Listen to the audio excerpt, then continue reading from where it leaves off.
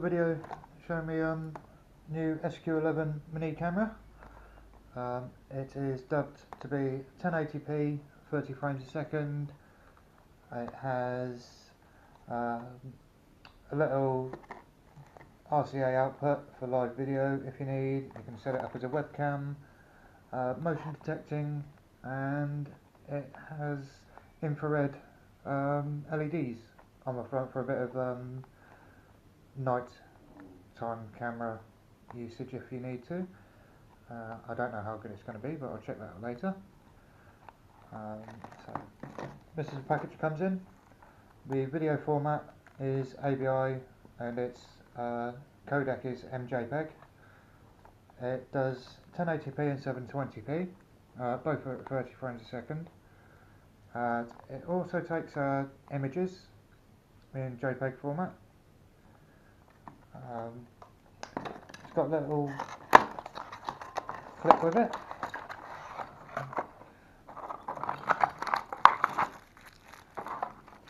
Okay.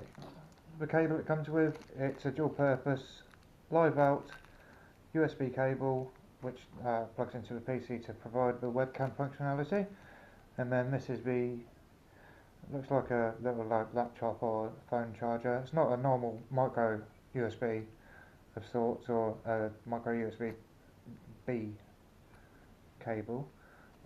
However, you're not going to go without it. It comes in the box. Okay, this is the unit itself.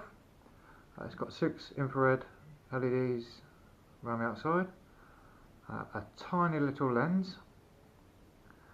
The only other things on it, it has a mode button and an on-off button.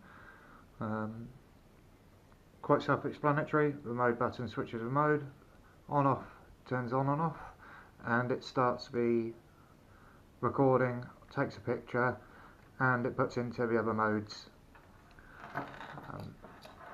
These are the clips you get with it. One's a wall mounting bracket, or maybe for a car DVR. This is almost like a hair clip or a clothes peg type clip. It's got serrated teeth on it. It's got 4 hooks that hook into the recess bit on the camera itself. So for example, just line it up at the bottom and clip it in at the top, and you're able to clip it onto anything, for example like that. It's got some rotation to it, so you can orientate it whichever way you like. For example, 45 degrees, or you could have it upside down on a car windscreen sun visor for DVR functionality. With that, I shall remove the clip. It has a little pair of holes here for a lanyard. That's where your micro SD card goes, the charging cable goes, your microphone is up top here, and if worse comes to a worst and it doesn't do what you expect it to do, I believe this hole is where you can poke a pin to reset it.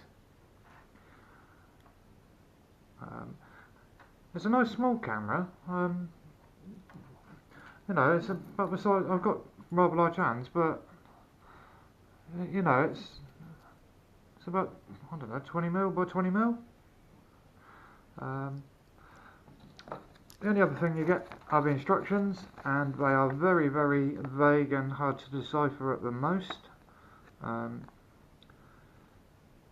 You can gain information that you need to operate it from it, but it takes a little bit of trial and error. For example, to turn it on, you just press the power button. You have 2 LEDs that are visible here, which are a red and a blue. You turn it on and it goes to blue, which is 720 video. To start the video, you just press the power button once and the light goes up. You think it's gone off, but it is actually recording. To stop it again, you press the button once again and the lights will come back on. For example, change it to 1080p. 720's a blue light. Press mode once, it'll go to the blue light and the red light showing at the same time. Same again, a quick press will start the video recording in 1080p, and a quick press again will stop it. One more press will change it to a pure red light, which puts it into photo still mode, and just a single click. If you want the motion sensing or motion capture enabled on any of the modes, what you do is turn it on as normal, select which mode you want, 720, 1080 or still, and I believe you hold this, the power button, instead of a quick press you hold it for 3 seconds, and that will enable it to start recording on motion sense mode. Press again to stop. To turn the unit off, you just need to hold the button down. It seems like it's about 6 seconds, so 5 seconds plus and the lights will go out.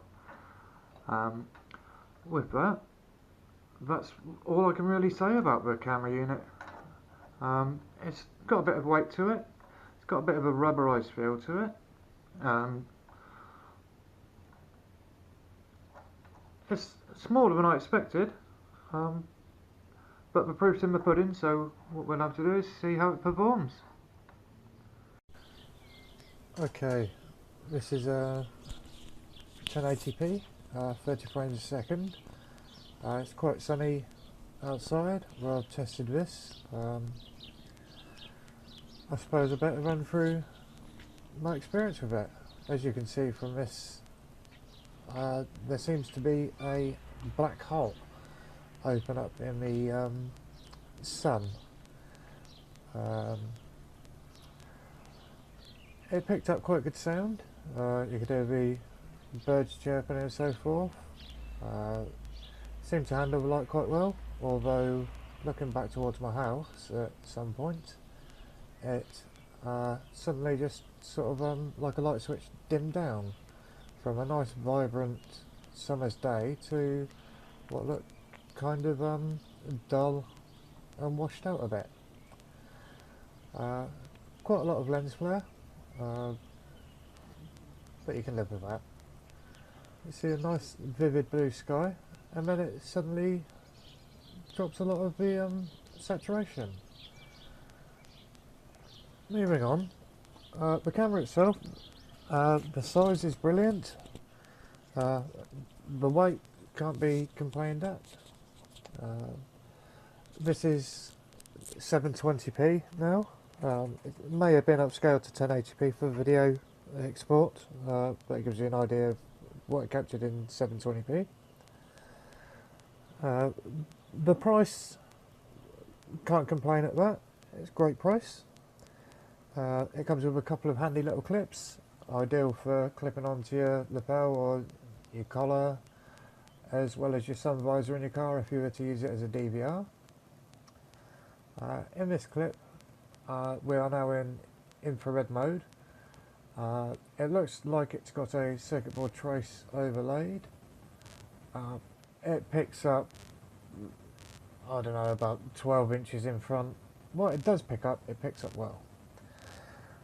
Other things to note, the field of view is absolutely appalling. When it's supposed to be 140 degrees, it's probably more like 80. Iffy instructions, you can decipher what you need to from them, however they could be a bit better. Once you've figured out the operation, it's very, very simple. Would I recommend it? No. Would I recommend it if you were just in need of a little camera to document certain things without the need of professional, decent quality footage? Yeah. All in all, I'm quite happy with it. Thanks for watching.